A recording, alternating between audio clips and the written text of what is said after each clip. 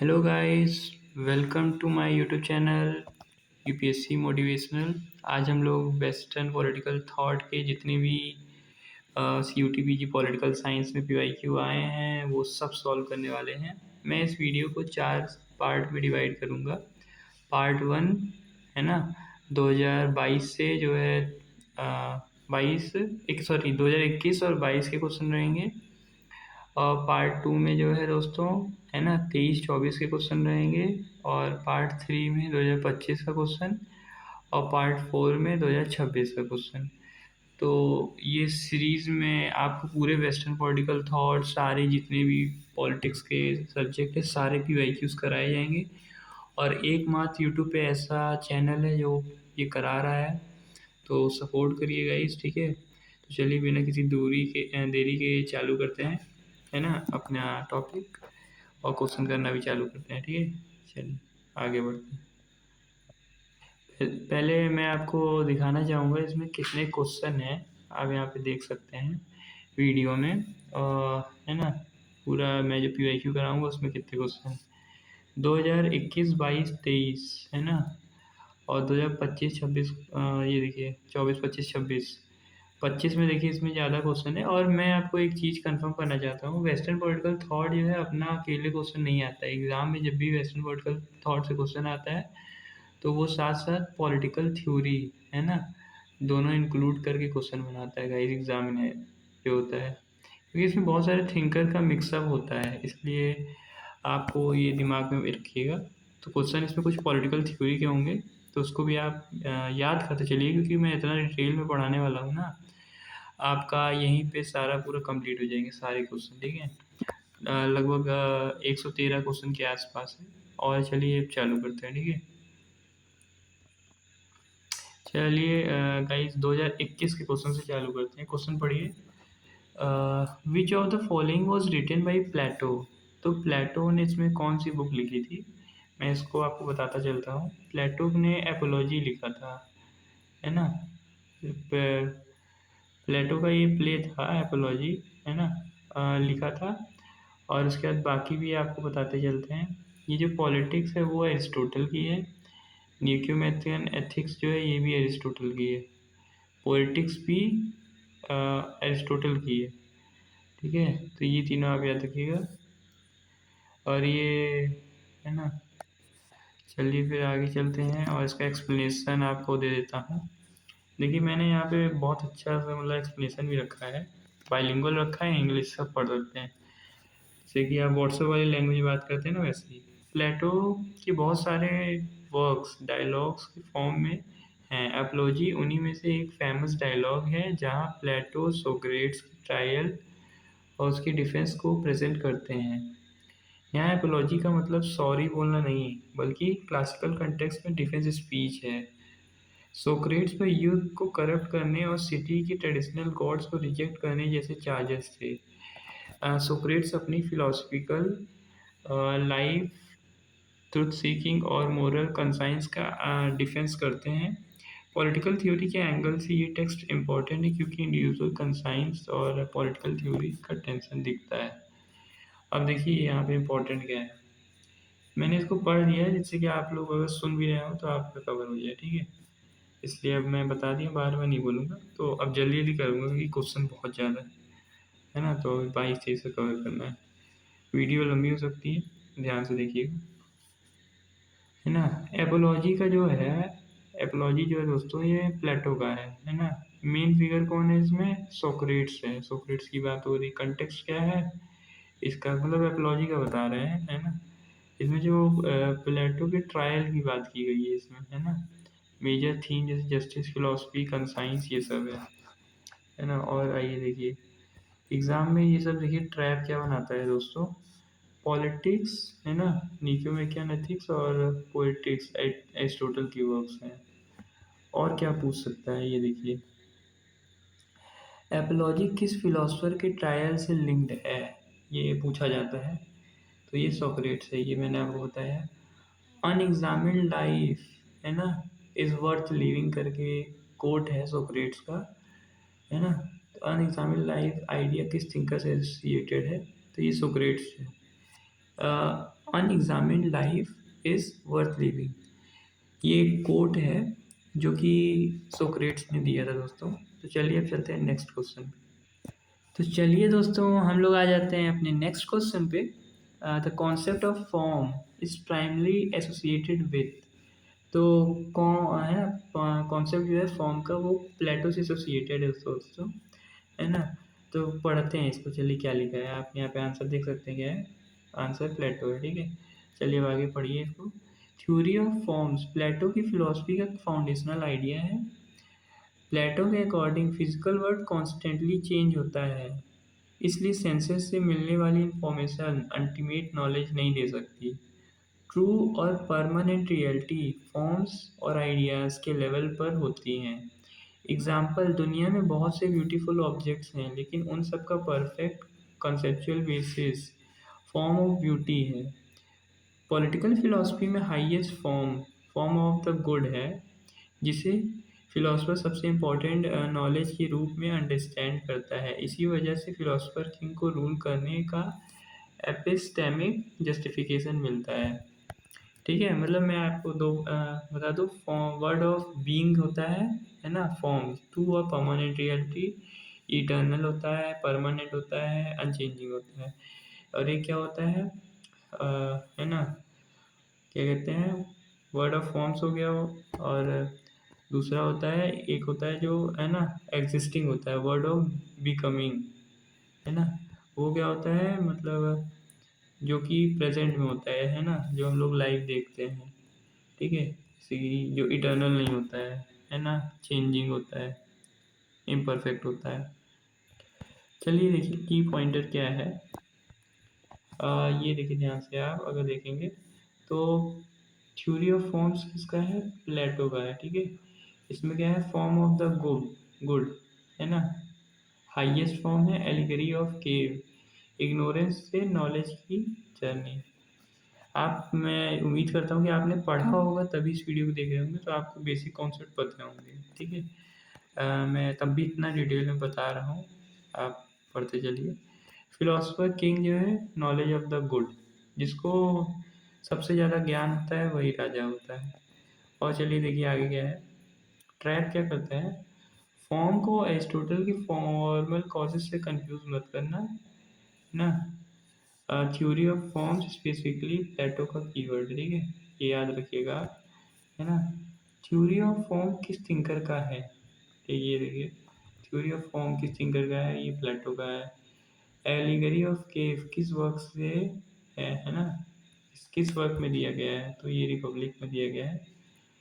Philosopher king क्यों, क्योंकि उसका नॉलेज ऑफ गुड होता है ना, मतलब उसका अल्टीमेट नॉलेज होता है, ठीक है। चलिए नेक्स्ट क्वेश्चन बढ़ते हैं। एरिस्टोटल के लिए यूडेमोनिया का मतलब क्या है। यूडेमोनिया का मतलब दोस्तों यहाँ पे ह्यूमन है एरिस्टोटल के लिए, है ना। चलिए पढ़ते हैं एक्सप्लेनेशन। यूडेमोनिया को सिर्फ हैप्पीनेस ट्रांसलेट करना इनकम्प्लीट होगा। एरिस्टोटल के कंटेक्स्ट में बेटर मीनिंग है ह्यूमन फ्लरिशिंग। मैं आपको बताना चाहूँगा, ये पहले जो GNU DU वाले BHU के एग्ज़ाम होते थे उसमें डायरेक्ट ये वर्ड आया है, ह्यूमन फ्लरिशिंग ऑप्शन में रहता है, तो इस साल भी आ सकता है, तो आप याद रखिएगा, ठीक है। ठीक है, एरिस्टोटल के कंटेक्स्ट में better meaning human flourishing, living well, fulfilled human life. Aristotle teleologically thinker हैं, है ना। टेलीलॉजिक का मतलब जो एंड गोल है ना, उसके बारे में सोचता है वो। उसके हिसाब से एक्टिविटीज़ और बीइंग का टेलॉस या एंड होता है। ह्यूमन लाइफ का हाईएस्ट एंड यूडेमोनिया है, लेकिन ये टेम्परेरी प्लेजर नहीं है, ये rational activity in according with virtue है। इसलिए एरिस्टोटल का चेन याद करो, ह्यूमन फंक्शन होता है दोस्तों, ये याद रखिए। ह्यूमन फंक्शन, है ना, रेशनल एक्टिविटी, वर्च्यू, यूडेमोनिया, है ना, ऐसे होता है। तो ये आपको चेन जो है इसको याद कर लेना है, ठीक है, ये आता है, तो इसको आप याद कर लीजिए, ठीक है। उसके बाद चलिए आगे चलते हैं।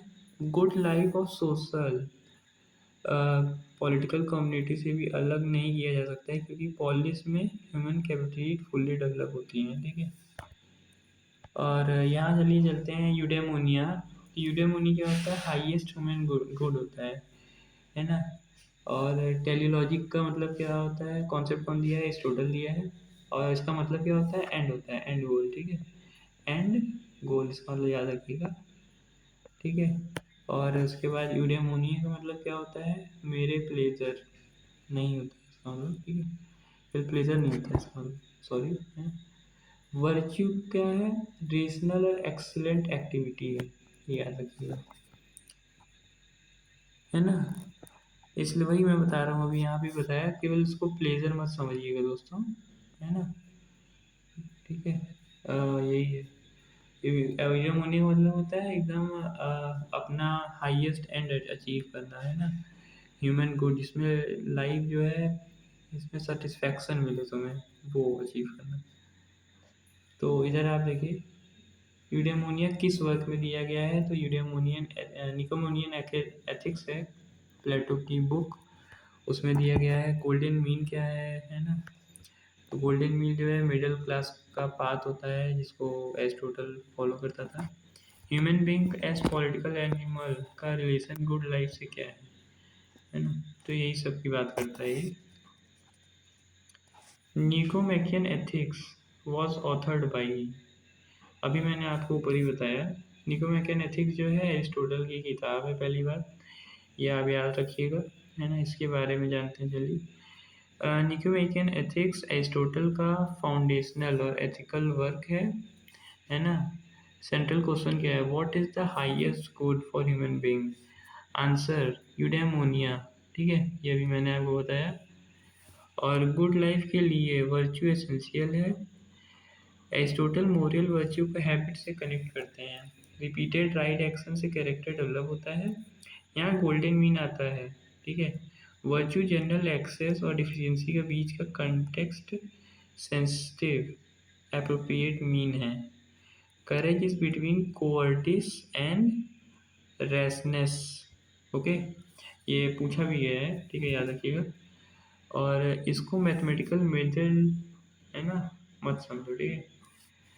और देखिए पॉइंटर में देख लीजिए, निकोमैकियन एथिक्स किसका है, ये पहली बात आप याद रखिए, ये एरिस्टोटल का है, ठीक है। उसके बाद हाईएस्ट गुड जो क्या है, यूडेमोनिया है। Virtue habituation plus rational choice, ठीक है। वर्च्यू क्या है, हैबिचुएशन प्लस रेशनल चॉइस है ना। गोल्डन मीन का मतलब क्या है, अप्रोप्रिएट मीन, ठीक है। मिडिल पाथ मैंने आपको बताया, एक तरह से ये बोल रहे हैं मैथमेटिकल मिडिल नहीं, लेकिन मिडिल पाथ मतलब होता है ना। इसलिए आप याद रखिएगा इसको, है ना। और पूछ क्या सकता है, अभी तक डिडोमोनिया क्या होता है, ह्यूमन गुड होता है, मोरल वर्च्यू होता है ना, प्रोनेसिस क्या है, तो ये सब पढ़ी। और चलिए आगे चलते हैं नेक्स्ट क्वेश्चन पे। क्वेश्चन नंबर 5 पे आते हैं। डिस्कोर्सेज ऑन लिवी, ये मैकियावेली की बहुत ही मतलब फेमस किताब है, निको मैकियावेली की, है ना। तो इसको चलिए आइए पढ़ा जाए। मैकियावेली को सिर्फ द प्रिंस तक रिड्यूस करना मिस्टेक है, सिंपल सी बात है। द प्रिंस में ruler, political survival, necessity, power, Fortuna और वर्च्यू प्रोमिनेंट हैं। डिस्कोर्सेस ऑन लिवी में Republican government, liberty, civic virtue, institutional design और रोमन रिपब्लिक के लेसन सेंट्रल हैं। इसलिए मैकियावेली को साइमल्टेनियसली रियलिस्ट, ठीक है, ये याद रखिएगा, रियलिस्ट थिंकर था, रियलिस्ट, रिपब्लिकन थिंकर और मॉडर्न स्टेट क्राफ्ट थिंकर की तरह पढ़ना चाहिए, ठीक है, ये याद रखिएगा। की पॉइंटर्स देखे गया है, द प्रिंस में क्या है, स्टेट क्राफ्ट की बात किया था। डिस्कोर्स में जो था रिपब्लिकनिज्म और लिबर्टी की बात किया था। मैकियावेली में जो है सिविक वर्च्यू और इंस्टीट्यूशन की बात करता है, ठीक है। चलिए और देखिए, ये एग्जाम ट्रैक देख लिए, दोनों एक तरह के नहीं होते, दोनों मतलब प्रिंस और, है ना, ये दोनों डिफरेंट, एक मत समझ लेना इसको, बस ये लिखा है ना। और इसमें ये पूछ लेता है एग्जाम में कि प्रिंस और डिस्कोर्स को कंपेयर, मतलब आ सकता है असर्शन रीजन में आ सकता है, या फिर मैच द फॉलोइंग में, या स्टेटमेंट बेस्ड भी आ सकता है, तो इसको याद रखिएगा, है ना। फॉर्चूना और वर्च्यू पूछ सकता है ना। रिपब्लिकन या अथॉरिटेरियन में असर्शन रीजन से आ सकता है ना। चलिए नेक्स्ट क्वेश्चन पे चलते हैं। निको मैकियावेली के लिए फॉर्चूना क्या था, है ना, फॉर्चूना। तो फॉर्चूना जो है ये क्या था, अनकंट्रोलेबल कंडीशन था। चलिए देखिए पढ़ते हैं इसका मतलब। फॉर्चूना का लिटरल सेंस है ना, लक या फॉर्चून है। मतलब फॉर्चूना का मतलब सिंपल से लक है, फॉर्चून है, किस्मत, है ना। बट मैकियावेली के पॉलिटिकल थॉट में इसका ब्रॉडर मीनिंग है चांस, कंटीजेंसी और अनप्रिडिक्टेबल सर्कमटेंसेस। पॉलिटिक्स में वार, अलाइंसेस और एक्सीडेंट्स, पब्लिक मूड और एक्सट्रीम शॉक्स रूलर के कंप्लीट कंट्रोल में नहीं होते। इसलिए सक्सेसफुल रूलर को वर्च्यू चाहिए, है ना, करेज, अडेप्टिबिलिटी, है ना, स्ट्रेटेजिक इंटेलिजेंस, डिसीवनेस, है ना। फॉर्चूना एक फ्लड रेंजिंग रिवर के इमेज से समझो। फ्लड को कंप्लीट एलिमिनेट नहीं कर सकते, लेकिन प्रिपरेशन से डैमेज कर सकते हो, है ना। मतलब अगर कहीं बाढ़ आ रही है, बाढ़ को रोका नहीं जा सकता है दोस्तों, लेकिन उसको जो डैमेज हो रहा है ना बाढ़ से, जैसे मान लीजिए बाढ़ आ रही है तो उसको बाढ़ उसके बाउंड्री बना सकते हैं, वॉल बना सकते हैं, है ना, उसको बाढ़ को रोका जा सकता है ना। वही बात कर रहा है, इसलिए उसकी प्रिपरेशन होनी चाहिए। तो फॉर्चूना क्या है, चांस, कंटीजेंसी है। वर्च्यू क्या है, पॉलिटिकल कैपेसिटी है। सक्सेसफुल रूलर क्या होना चाहिए, एडेप्टेबिलिटी होनी चाहिए, है ना। और ये देखिए क्या पूछ सकता है वो देख लिया आप, है ना। चलते हैं नेक्स्ट क्वेश्चन पे और देखिए, state of nature is a component of the political theory of, state of nature is component of the political theory, है ना। तो ये किसका है state of nature, Thomas Hobbes का है, ठीक है। स्टेट ऑफ नेचर की बात वैसे लॉक भी करता है और रूसो भी करते हैं दोस्तों, इसलिए इन तीनों को एक साथ पढ़ा भी जाता है, क्योंकि ये सब सोशल कॉन्ट्रैक्टेरियन, है ना, थिंकर्स थे। चलिए इसका एक्सप्लेनेशन पढ़ते हैं। State of nature social contract edition का की कॉन्सेप्ट है, जैसे मैंने बताया अभी आपको, है ना, ये याद रखिएगा। सोशल कॉन्ट्रैक्ट एडिशन का की कॉन्सेप्ट है। हॉब्स के मॉडल में, है ना, कॉमन अथॉरिटी, कॉमन जज या रिलायबल एनफोर्समेंट एब्सेंट है। Human broadly equal in their ability to threaten each other हीन एंड इनसिक्योरिटी, फियर, कंपटीशन और डिस्ट्रस्ट ग्रो करते हैं। इसी कंडीशन में Hobbes war of man, every man against every man के टर्म्स में डिस्क्राइब करते हैं। इसका मीनिंग 24/7 लिटरल फाइटिंग नहीं, बल्कि कांस्टेंट इनसिक्योरिटी और कन्फ्लिक्ट की पॉसिबिलिटी। सॉल्यूशन है कॉमन सॉवरेन अथॉरिटी जो सिविल पीस मेंटेन करे, है ना। हॉब्स क्या बोलते हैं, मतलब स्टेट ऑफ नेचर क्या है, में क्या है, इनसिक्योरिटी है। लॉ क्या बोलता है, natural freedom under natural law, है ना। मतलब बोलता है कि जो उसमें जो नेचुरल लॉ है, मतलब नेचुरल फ्रीडम है, जो लिबर्टी है हम लोग को, है ना, लॉ की हिसाब से, उसमें सरकार जो है मतलब इंटरफेयर नहीं कर सकती है, ऐसा बोले तो लॉ। रूसो क्या बोलते हैं, relative peaceful pre political condition थी, है ना, मतलब सब शांत स्वभाव के थे, ये कहता है ना। कभी भी इन तीनों थिंकर को सेम मत समझिएगा, सब तीनों अलग हैं। सोशल कॉन्ट्रैक्ट थिंकर है लेकिन सब अलग है ना। चलिए आगे नेक्स्ट क्वेश्चन पे चलते हैं। Who is the author of essay concerning human understanding, ठीक है, इसको देखते चलिए। तो जॉन लॉक, है ना, इसके थिंकर है। क्योंकि वीडियो थोड़ा लंबी हो रही है तो अब जल्दी जल्दी करेंगे दोस्तों, ठीक है। स्पीड तेज करेंगे 10 मिनट के लिए अगले, उससे लंबी वीडियो जाएगी, लेकिन तब स्पीड तेज करना पड़ेगा, ठीक है।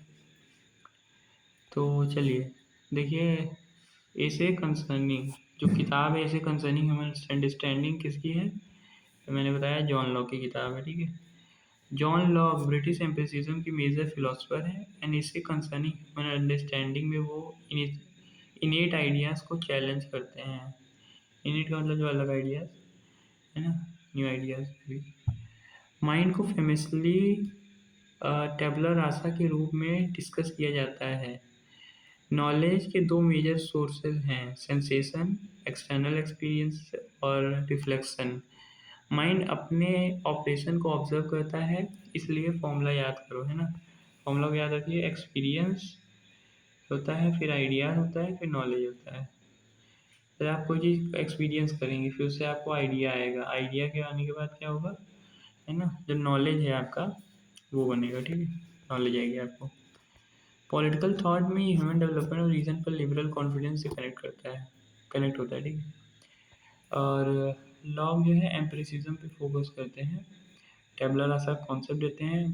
टेबला रासा मतलब ब्लैंक, कहते हैं कि जब बच्चा पैदा होता है ना तो उसका जो दिमाग होता है एकदम ब्लैंक स्लेट, कैसा होता है, ब्लैंक, देख लिख दे रहा हूँ यहाँ, ब्लैंक स्लेट की तरह होता है। तो जब जो कुछ लिखा जाता है वो बच्चा वैसे ही सीखता है और उसकी सोच, एक थिंकिंग वैसी डेवलप होती है ना। तो यही था। जब लॉक के समय में मेरे ख्याल से सिविल वार चल रहा था, ग्लोरियस रिवॉल्यूशन, है ना, ग्लोरियस रिवॉल्यूशन, ठीक है, इसमें भी समय चल रहा था। चलिए आगे चलते हैं। नेक्स्ट क्वेश्चन देखिए क्या है, राइट टू लाइफ, लिबर्टी और ई स्टेट इज एसोसिएटेड। ये जो कॉन्सेप्ट है ये भी जॉन लॉक ने दिया हुआ है, इसको पढ़ते हैं चलिए। लॉक के पॉलिटिकल थॉट के सेंटर में नेचुरल राइट्स हैं, लाइफ, लिबर्टी और प्रॉपर्टी, या ई स्टेट भी कहते हैं उसको, है ना। ये राइट गवर्नमेंट ग्रांट नहीं करती है ना, ये they are prior to government, मतलब ये सब गवर्नमेंट से पहले आते हैं। गवर्नमेंट का लेजिटिमेट पर्पस है इन राइट को प्रोटेक्ट करना, जब गवर्नमेंट आर्बिट्रेरी हो जाए और कंसेंट वायलेट करे, मतलब अगर गवर्नमेंट जो है आपका मतलब राइट को प्रोटेक्ट नहीं कर रही है ना, वही कंसेंट इसको तोड़ दे, है ना, वायलेट करे, तो लॉ के फ्रेमवर्क में सिटीजन के पास रेजिस्टेंस, रिवॉल्यूशन करने का जस्टिफिकेशन आ सकता है। तो मतलब लॉ के अकॉर्डिंग ना आपके पास रिवॉल्ट करने का अधिकार है, मतलब राइट है, आपकी सरकार के खिलाफ बोल सकते हैं, ठीक है, ये कहता है। इसी से लिमिटेड गवर्नमेंट, है ना, कंसेंट ऑफ कॉन्स्टिट्यूशन और रूल ऑफ लॉ के लिबरल फ्रेमवर्क डेवलप होता है। और एक और चीज़ मैं आपको बता दे रहा हूँ, यहाँ नहीं लिखा है, लॉक जो है, लॉक को फादर ऑफ, है ना, फादर कहा जाता है किसका, लिबरलिज्म का, लिबरलिज्म का, ठीक है, ये याद रखिएगा, क्वेश्चन पूछा हुआ है काफ़ी बार अदर यूनिवर्सिटी जैसे एग्ज़ाम होते हैं तो उसमें DOU है ना इसमें, तो उसको याद रखिएगा। चलिए और आगे देखिए इसमें, life, liberty plus property is equal to natural right, okay. Government क्या करेगी, आपके राइट को केवल प्रोटेक्ट करेगी और कुछ नहीं। कंसेंट का मतलब क्या है, लेजिटिमेसी, है ना, right to resistance, abusive government क्या करेगी, ठीक है, अगर तानाशाही करने लगे गवर्नमेंट तो उसको भगा दो दोस्तों, ऐसा कहते हैं, ठीक है। चलिए नेक्स्ट क्वेश्चन पे चलते हैं आगे। जॉन नॉलेज के, है ना, जॉन लॉक के अकॉर्डिंग नॉलेज किस पे बेस्ड है ना, तो वो कहते हैं एक्सपीरियंस, मैंने अभी आपको ऊपर बताया भी था, है ना, आपको दिखा देते हैं एक बार, ये क्वेश्चन नंबर 8 में बताया था, देखिए, पहले एक्सपीरियंस आता है ना, फिर आइडिया आएगा, फिर नॉलेज आएगा, तो यही है। तो ये याद रखिए, एक्सपीरियंस, एक्सपीरियंस की बात करते हैं लॉक, ठीक है। लॉक एक एम्पिरिसिस्ट है ना, एम्पिरिकल थिंकर है, मतलब लॉक के अकॉर्डिंग रॉ मटेरियल एक्सपीरियंस से आते हैं, एक्सटर्नल वर्ड से सेंसेशन आइडियाज आते हैं, माइंड की एक्टिविटीज़ का अवेयरनेस रिफ्लेक्शन प्रोवाइड करता है, ठीक है। रीजन इन आइडियाज़ को प्रोसेस करता है, लेकिन एग्जाम परस्पेक्टिव से लॉज का सेंट्रल एपिस्टोमोलॉजिकल टैग एक्सपीरियंस और एम्पिरिसिज्म है, ठीक है। तो की पॉइंटर्स देखेंगे अगर दोस्तों आप, यहाँ पे एम्पिरिसिज्म है या फिर है ना, एक्सपीरियंस, तो लॉग दिया था, ठीक है। दोनों वर्ड यूज होता है, तो आप याद रखिएगा इसको। सेंसेशन एक्सटीरियर एक्सटर्नल एक्सपीरियंस होता है, ठीक है। रिफ्लेक्शन क्या होता है, इंटरनल ऑब्जर्वेशन, है ना, मतलब जो आपकी ख्याली पकाओ दिमाग में चलता रहता है ना, जो आप लोग दोस्तों अलग अलग चीज़ें सोचते हैं, ये भी वैसे ही है, ठीक है दोस्तों। चलिए आगे चलते हैं, है ना। तो ये देखिए यहाँ पे बहुत ही जाना माना क्वेश्चन है। I prefer liberty with danger than peace with slavery, है ना। आई प्रिफर बोलता है कि मैं लिबर्टी को प्रिफर करता हूँ डेंजर के साथ, है ना, देन पीस विद स्लेवरी। और दूसरी तरफ एक बोलता है कि मैं लिबर्टी प्रिफर करता हूँ डेंजर के साथ और पीस को प्रिफर करता हूँ स्लेवरी के साथ, है ना, ऐसा कहता है। और ये कौन कहता है, हु अमंग द फॉलोइंग, है ना, author of the book the social contract और the principle of political right, है ना। ये काफ़ी मतलब कंफ्यूज होते हैं बच्चे यहाँ पे, है ना, मतलब मैं क्या बताऊँ, आप लोग समझेंगे नहीं। सोशल कॉन्ट्रैक्ट मैं आपको समझाता हूँ, देखिए। सोशल कॉन्ट्रैक्ट जो है और प्रिंसिपल ऑफ पॉलिटिकल राइट, दोनों एक ही किताब का नाम है, पहली बात आप ये याद रखिएगा, ठीक है। ये अलग किताब ही नहीं है ना। और इसका पब्लिकेशन ईयर जो है ये 1762 में, ठीक है, पब्लिकेशन ईयर है, ठीक है, इसका ये याद रखिएगा। उसके बाद इसको अब बोला कौन था, पहली बात तो मेन ये है, जीन जैकोब रूसो, ठीक है, आप लोग तो जानते ही होंगे इसको, इतना फेमस व्यक्ति है। चलिए चलते हैं जल्दी जल्दी। द सोशल कॉन्ट्रैक्ट 1762 रूसो की सेंट्रल पॉलिटिकल वर्क है। उनकी प्रॉब्लम है पॉलिटिकल अथॉरिटी ऐसे हो कि मतलब ऐसी कैसे हो जो फ्रीडम को डिस्ट्रॉय ना करे, क्वेश्चन है ये, है ना। आंसर क्या है, देखिए, जनरल विल प्लस, है ना, पॉपुलर सॉवरेनिटी की बात करते हैं, है ना। रूसो के लिए लेजिटिमेट लॉज वो हैं जहाँ सिटीजन कलेक्टिवली सॉवरेन है। ट्रू पॉलिटिकल फ्रीडम का मीनिंग है अ, जो मन करे वो नहीं, मतलब, है ना, बल्कि सेल्फ गवर्नमेंट थ्रू कलेक्टिविटी मीज लेजिमेंट। मैं आपको सिंपल से बताना चाहूँगा, ये मानते थे कि जो डायरेक्ट डेमोक्रेसी में मानते थे, है ना। इसका बैकग्राउंड मैं बताता हूँ आपको। डायरेक्ट डेमोक्रेसी मानते थे रूसो, क्यों मानते थे, क्योंकि इसमें क्या होता था, ये स्विट्जरलैंड के रहने वाले थे, जिनेवा स्विट्जरलैंड में पैदा हुए थे। और, है ना, वहाँ पे क्या होता था, डायरेक्ट डेमोक्रेसी थी, जहाँ मतलब जनता लोग, है ना, एक साथ इकट्ठा होती थी ऐसे, है ना। और फिर सब लोग मिलकर जो है वही डिसीजन लेते थे, वही लॉ बनाते थे, कानून बनाते थे, है ना। तो उसी से पूरा इनका माइंड इन्फ्लुएंस है ना, कि जो पीपल कलेक्टिव पीपल होते हैं उन्हीं के पास, है ना, पावर होती है। और रियल विल का याद रखिएगा, रियल विल की बात करते हैं ये बोलते हैं कि रियल विल, जनरल विल क्या होता है, रियल विल का जो होता है सम होता है, ठीक है।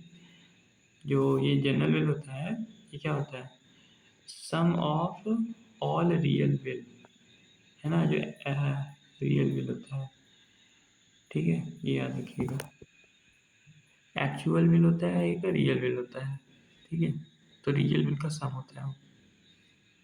रियल विल क्या होता है, ये सेल्फलेस होता है, पहली बात, एक वर्ड में याद रखिएगा, है ना। और एक्चुअल विल होता है वो सेल्फिश होता है ना, मतलब वो अपने बारे में नहीं सोचता है। रियल विल जो होता है दूसरों के बारे में भी सोचता है ना। हाँ, ये याद रखिएगा दोस्तों, ठीक है। तो चलिए अब आगे पढ़ते हैं, है ना। सोशल कॉन्ट्रैक्ट जो है रूसो का है, ठीक है, यहाँ पे याद रखिए। जनरल विल का मतलब क्या है, कॉमन गुड। पॉपुलर सॉवरेनिटी का कॉन्सेप्ट किसने दिया है, रूसो ने दिया है ना। पीपल मतलब जो है सॉवरेन है, ठीक है। Political freedom collective self rule, ठीक है, ये याद रखिएगा। और यहाँ पे आइए, who among the next question है, who among the following thinker is defender of individual freedom, ठीक है। कौन डिफेंडर है इंडिविजुअल फ्रीडम का, तो अगर आप देखेंगे जॉन स्टुअर्ट मिल, ये डिफेंडर है, इसका आंसर है जेएस मिल, ठीक है। हाँ, इंडिविजुअल फ्रीडम में जेएस मिल क्लासिकल लिबरलिज्म के स्ट्रॉन्गेस्ट डिफेंडर में है। ऑन लिबर्टी में फ्रीडम ऑफ थॉट, एक्सप्रेशन और इंडिविजुअलिटी डिफेंड की गई है। मिल का फेमस हार्म प्रिंसिपल कहता है कि इंडिविजुअल को कोहेसिवली कंट्रोल करने का लेजिटिमेट रीजन अदर को हार्म से प्रोटेक्ट करना है। मिल मेजॉरिटी टाइनिस से भी वरीड है, इसलिए लिबर्टी को गवर्नमेंट के साथ साथ सोसाइटी और मेजॉरिटी ओपिनियन से भी प्रोटेक्ट करना चाहते हैं, ठीक है।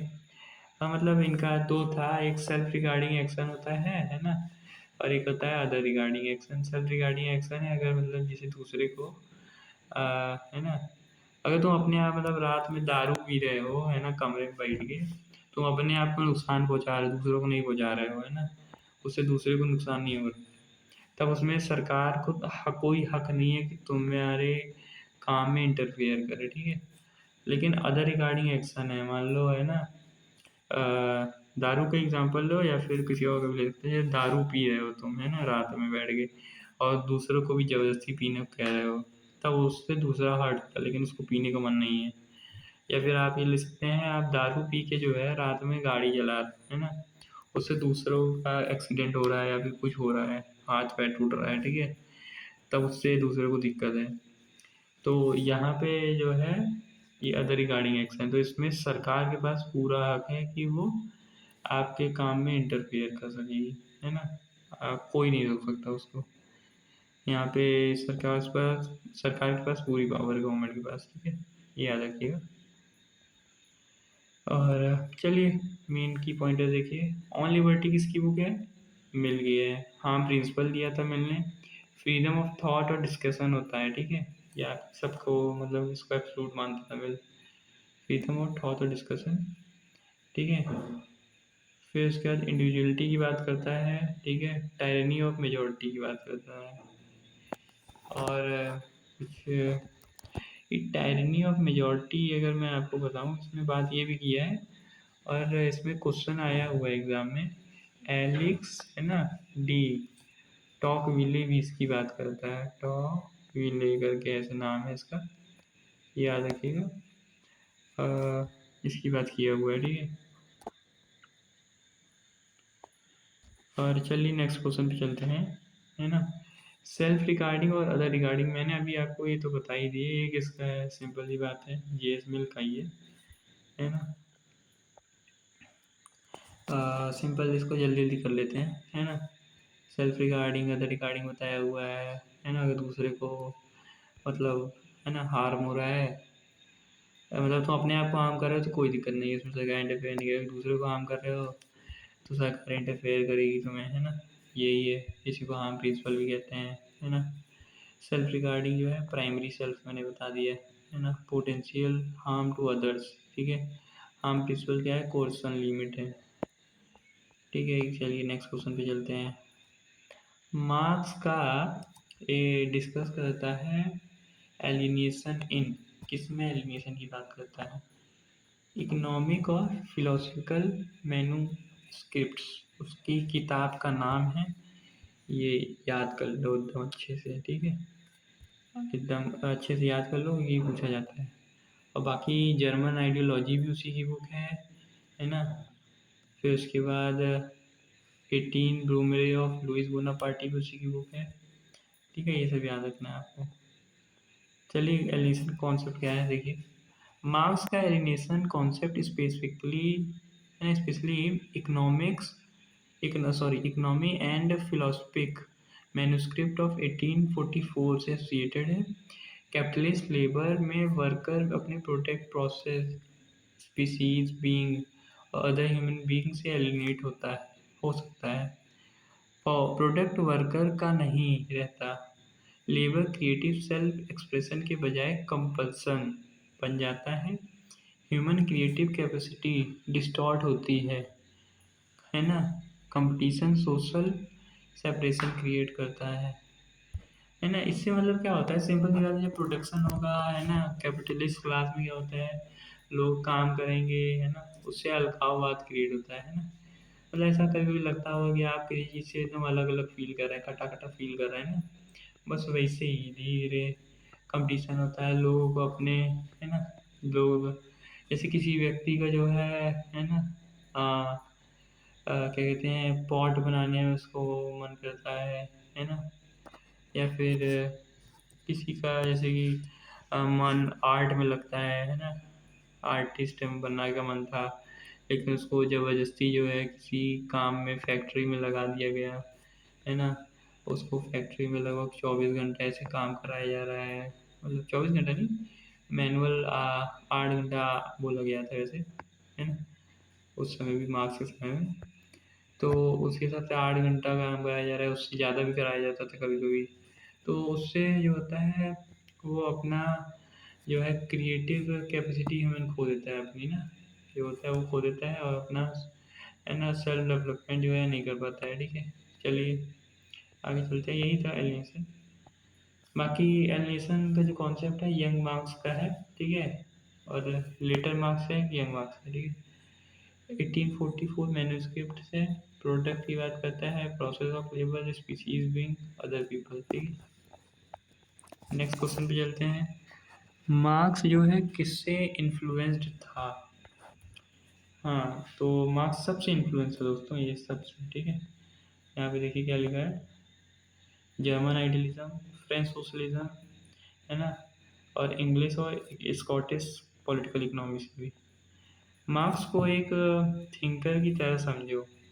जर्मन आइडियलिज्म स्पेशली हेगल से, डायलेक्टिकल मेथड, ठीक है, हेगल से लिया था, ठीक, जर्मन आइडियलिज्म। और फ्रेंच सोशलिस्ट थॉट से रेडिकल सोशल ट्रांसफॉर्मेशन और क्लास क्रिटिक, ठीक है, ये लिया था। इंग्लिश और Scottish political economy specially Smith और रिकार्डो से लेबर वैल्यू ऑफ प्रोडक्शन की क्वेश्चन मिले, ठीक है। मार्क्स ने इन ट्रेडिशन को कॉपी नहीं किया, उनको मटेरियली री इंटरप्रेट किया, मतलब इसमें थोड़ा बहुत अपने से चेंज करके फिर उन सबको अडॉप्ट किया था, ठीक है। तो हेगल का मतलब डायलेक्टिक्स का कॉन्सेप्ट था, फ्रेंच सोशलिज्म का क्या था, सोशल ट्रांसफॉर्मेशन, स्मिथ और रिकार्डो से क्या लिया था, पॉलिटिकल इकोनॉमी, ठीक है। Marks transformation of this transition tradition, ठीक है, इन सब में बदला था, ठीक है। चलिए नेक्स्ट क्वेश्चन पे चलते हैं। तो नेक्स्ट क्वेश्चन पे आएंगे तो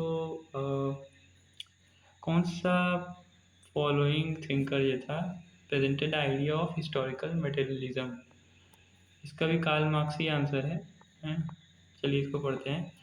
हिस्टोरिकल मटेरियलिज्म क्या था, ठीक है, ये देखिए यहाँ पे। हिस्टोरिकल मटेरियलिज्म हिस्ट्री को मटेरियल प्रोडक्शन और सोशल रिलेशन के थ्रू एक्सप्लेन करने का फ्रेमवर्क है ना। मटेरियल प्रोडक्शन और सोशल रिलेशन को, है ना, एक्सप्लेन करने का एक मार्क्सिस्ट फ्रेमवर्क है, ठीक है।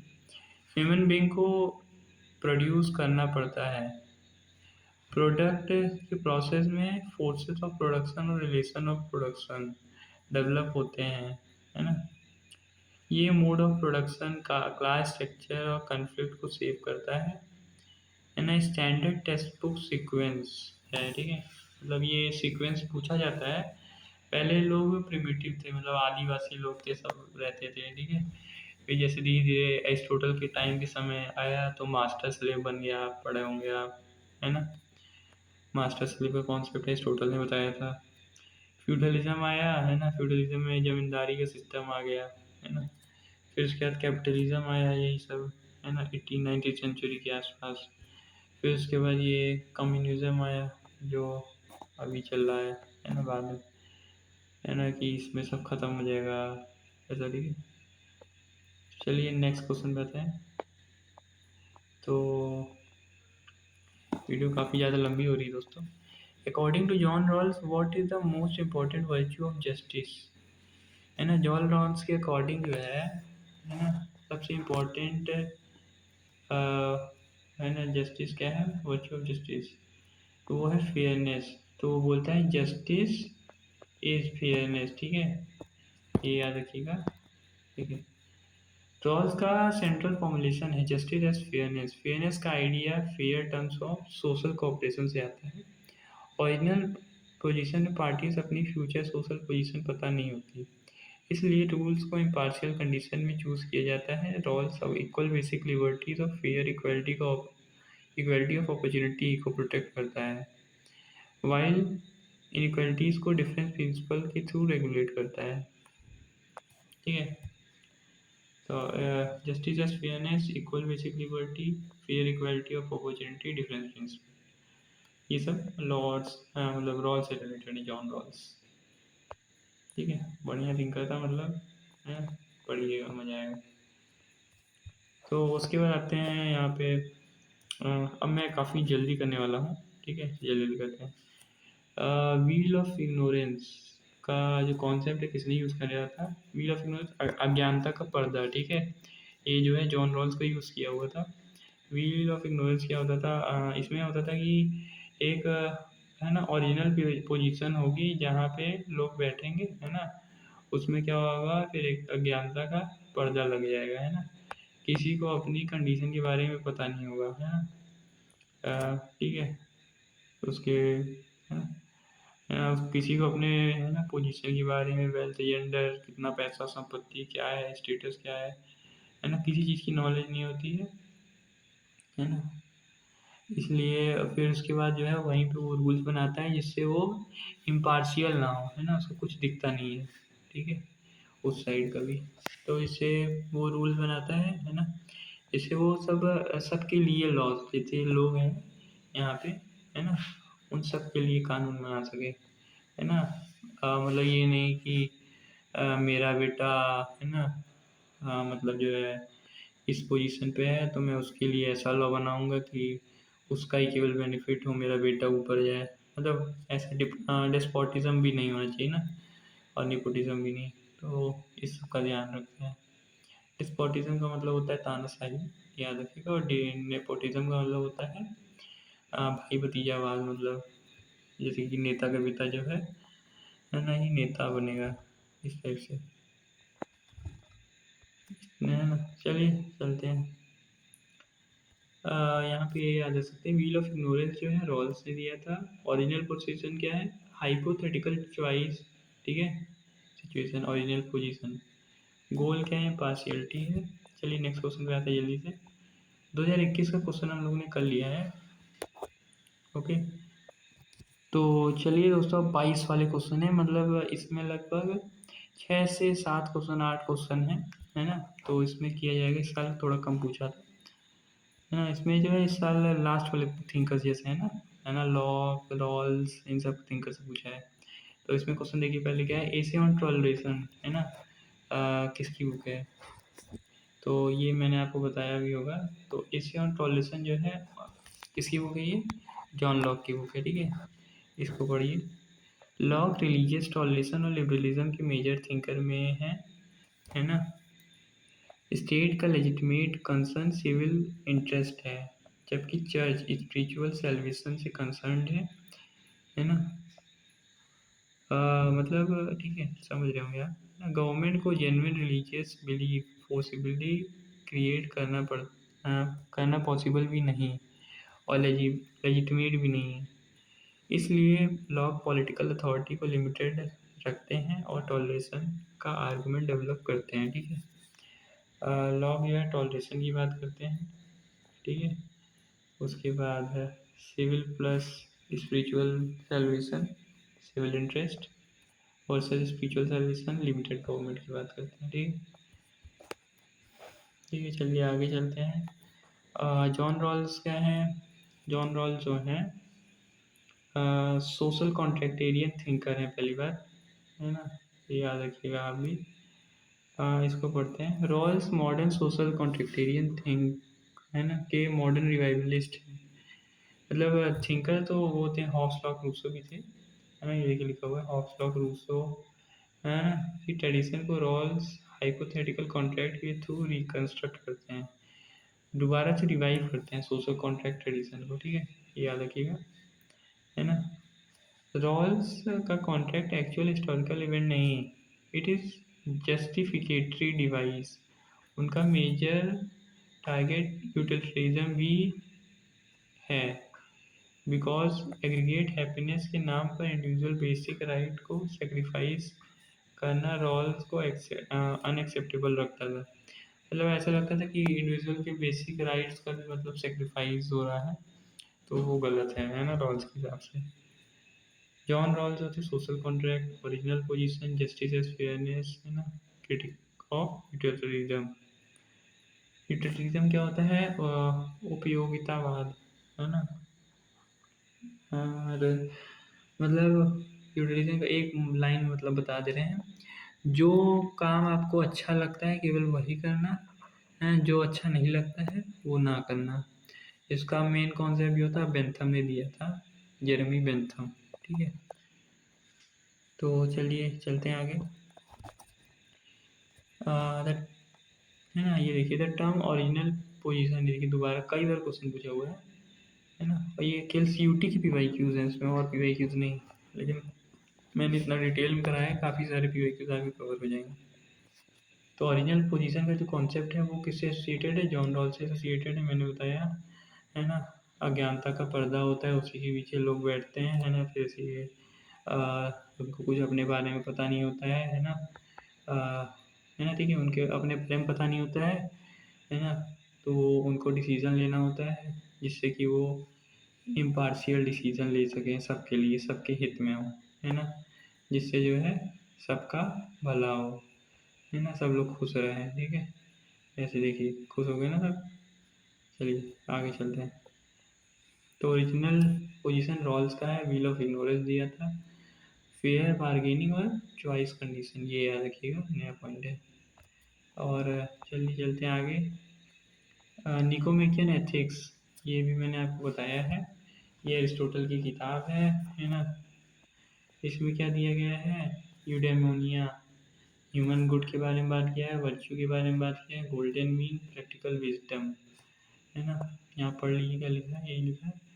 और लिखा है गुड लाइफ का गोल यूडेमोनिया है, और वर्च्यू रिपीटेड प्रैक्टिकल हैबिचुएशन से करेक्टर में डेवलप होती है। ठीक है, वो मतलब वर्च्यू जो होती है डेवलप किया जाता है। ठीक है, मतलब ऐसे नहीं कि पैदाइशी मिल गया तुम्हें। ठीक है, मेन कॉन्सेप्ट क्या क्या है ना, यूडेमोनिया, वर्च्यू, गोल्डन मीन, फ्रोनेसिस, ये याद रखिएगा। और एक और चीज़ बता दूँ आपको, तो इसका मैं आपको मतलब भी बता देता हूँ। गाइस, फ्रोनेसिस आप लोग ने देखा होगा, कई लोग सोच रहे होंगे कि मैंने इसका मतलब नहीं बताया, मैं इसका मतलब बता देता हूँ। ये जो होता है फ्रोनेसिस का मतलब होता है प्रैक्टिकल विजडम। ठीक है, यहाँ आप लोगों ने देखा नहीं होगा ध्यान से, तो यही चारों पॉइंट ही लिखे गए हैं यहाँ पे, बस अलग मतलब में लिख दिया गया है फ्रोनेसिस को। फ्रोनेसिस का मतलब होता है प्रैक्टिकल विजडम। ठीक है, ये याद रखिएगा, और इसी को कहते हैं प्रैक्टिकल विजडम या फिर कॉमन सेंस। ऑप्शन में ऐसे आता है एग्ज़ाम में। ठीक है, ये याद रखिएगा। और इसका मतलब क्या होता है ना, पहली बात ये याद रखिए, ये निकोमेकियन एथिक्स में दिया गया है, यही वाली जो किताब है ना। और इसमें कौन सी बुक 6 में दिया गया है इसके। ठीक है, तो ये एरिस्टोटल के मुताबिक ये कोई रट्टा मार किताबी ज्ञान नहीं है। ठीक है, ये रियल लाइफ में सही वक्त पर सही हालात को समझकर सही फैसला लेने की कैपेबिलिटी। ठीक है, यही फ्रोनेसिस है। ठीक है, चलिए समझा दिया मैंने इसलिए आपको, कई लोग कंफ्यूज होते हैं। ठीक है, और कई लोग कंफ्यूज होते हैं। बाकी अगर आपको दोस्तों वीडियो पसंद आ रही है तो लाइक कर दीजिएगा, काफ़ी मेहनत लगती है ऐसी वीडियो बनाने में, है ना, ऐसे मोटिवेशन मिलता है। ऐसा कोई यूट्यूब पे नहीं होगा कराया हो। ठीक है, मैं गारंटी देता हूँ, कोई कराया तो बताइएगा, है ना। मतलब टीचर लोग को पैसा कराया होता, कमाना होता है, जितने भी यूट्यूब पे हैं प्रचार करते हैं। मैं कोई प्रचार नहीं कर रहा हूँ, है ना। मैं सारे टीचर की रिस्पेक्ट करता हूँ और किसी को गलत नहीं कहता, लेकिन काफ़ी सारे टीचर हैं जो एक टीचर है, मैं उनका नाम नहीं लेना चाहूँगा, लेकिन वो क्वेश्चन करा रही हैं तो उसका उनको आंसर ही नहीं पता है, और वो गलत कराती चल रही। बहुत ही बड़ी यूनिवर्सिटी है ना, मतलब इंस्टीट्यूट है, उसको सब जानते भी हैं, है ना। आप गेस करिएगा, बताइएगा कौन है। चलिए चलिए क्वेश्चन पे आते हैं वापस से, दोस्तों माफ कीजिए जाएंगे। लेवाइथन किसकी बुक है, किसने लिखा था लेवाइथन? थॉमस हॉब्स ने लिखा था। ठीक है, तो इसमें पहली बात इसका पब्लिकेशन ये याद रखिए, ये पूछा जाता है 1651 में लिखा था, है ना। ये पॉलिटिकल मास्टरपीस है लेवाइथन हॉब्स की। Coach in state of nature, fear in security होता है वहाँ पे, है ना। कन्वीनियंट, फिर सॉवरेन चाहिए होता है, फिर civil peace. Sovereign authority supreme individual होनी चाहिए, है ना। इंडिविजुअल, इररिवोकेबल, है ना। सुप्रीम, ये सब बढ़िया रखिए, है ना। ये चाहिए because divided authority conflict create कर सकती है। हॉब्स का डीपेस्ट कंसर्न ऑर्डर और पीस है ना। मतलब हॉब्स बोलता था कि ऑर्डर और पीस वहीं पे जहाँ स्टेट है बस, है ना, जहाँ सुप्रीम अथॉरिटी सॉवरेन, है ना। सॉवरेन जो होता था एक मॉन्स्टर होता था, है ना। और ये रहने वाला भी निकालता था मॉन्स्टर ऑफ मिल्सबरी, है ना, याद रखिएगा। हाँ, इसका एक फेमस कोट भी है ना, याद रख सकते हैं आप। Fear and I were born twins, है ना, ऐसे था। बहुत फेमस कोट है। मैं और डर एक साथ पैदा हुए थे, है ना, क्योंकि उस समय जो है मतलब सिविल वार चल रहा था कुछ, है ना, तो उसी समय इसका मतलब जन्म हुआ था, है ना। तो आप पढ़ लीजिएगा, इसका बैकग्राउंड पढ़ेंगे तो। और जब ये पैदा हुआ था तो इसको प्री मैच्योर बर्थ हुआ था, मतलब पहले ही मतलब बर्थ हो गया था, है ना। पहले जबरदस्ती पैदा कर दी थी इसकी मम्मी, है ना। चलिए आगे चलते हैं। यहाँ पे याद रखिएगा Leviathan 1651 state of nature, social contracts, individual sovereignty या फिर इररिवोकेबल भी होता है, ठीक है ना। यहाँ लिख दे रहे हैं इररिवोकेबल,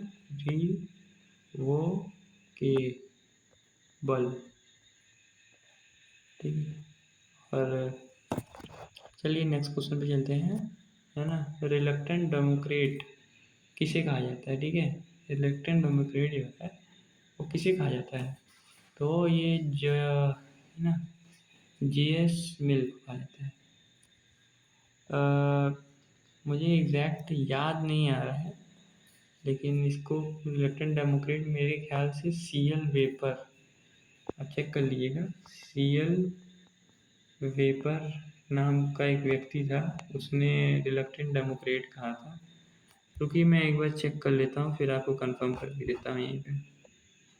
तो दोस्तों मैंने यहाँ पे कंफर्म कर लिया है, है ना। तो सीएल वेपर ही ने कहा था, सही है। तो ठीक है, इसको याद रखिएगा, पढ़ लीजिए इसको जल्दी से, हम लोग पढ़ लेते हैं। मिल डेमोक्रेसी को वैल्यूएबल समझते हैं बिकॉज पॉलिटिकल पार्टिसिपेशन सिटीजन को एजुकेट और डेवलप करती है, लेकिन उन्हें मेजॉरिटी टेरनी, इग्नोरेंस या, है ना, मीडियोक्रिटी का डेंजर भी दिखता है। इसी रीज़न से मिल का प्लूरल वोटिंग प्रपोजल फेमस है, जहां ग्रेटर एजुकेशन क्वालिफिकेशन को एक्स्ट्रा वोटिंग वेट मिल सकता है, इसलिए उनकी डेमोक्रेसी कमिटमेंट क्वालिफाइड है ना। आ, मतलब प्लूरल वोटिंग की बात करता है, मतलब बोलता है कि एक व्यक्ति का जो है वजन 2 वोट के बराबर हो, है ना। और ये इसकी बात करता है जो पढ़े लिखे लोग हैं, है ना, जो एजुकेटेड लोग हैं, उनकी वोट की वैल्यू होनी चाहिए, एक नहीं लगभग 2 होनी चाहिए, तब मज़ा आएगा, ठीक है, इस टाइप से। तो ये किसकी बात करता है? Mill democracy plus political education, plural voting, majority tyranny, ठीक है। कंसिडरेशन ऑफ रिप्रेजेंटेटिव गवर्नमेंट, ये किसकी बुक है? सिंपल सी बात है, मिल की है ना। ये रिप्रेजेंटेटिव गवर्नमेंट की बात करता है ना।